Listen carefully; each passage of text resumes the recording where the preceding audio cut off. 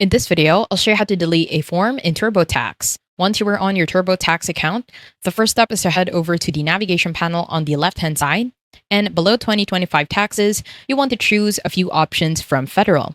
Now, let's say you want to delete a form from your income. So from here, choose the option. You can also do the same thing for deductions and credits. It will also be the same thing.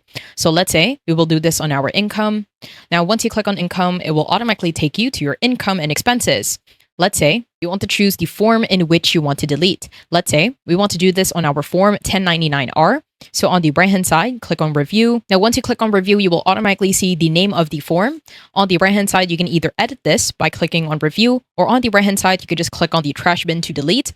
Once you do that, a pop-up will show. From here, it will ask you if you want to delete this 1099-R. At the bottom, choose yes. And once you choose yes, as you can see, we no longer have the form. So on the deductions and credits, it will also be the same thing. From here, you want to head over to the exact form in which you want to delete. Let's say we want to do this on our form 1095A. On the right-hand side, click on add or edit. And from here, it will also be the same thing. It will show you your form, and it will look exactly like this. And once you have this on the right-hand side, you will also have the trash bin to delete, and then you can proceed to removing that form. I hope you found this tutorial helpful. Please let me know if you have any other questions in the comment section below, and I will try my best to help you out.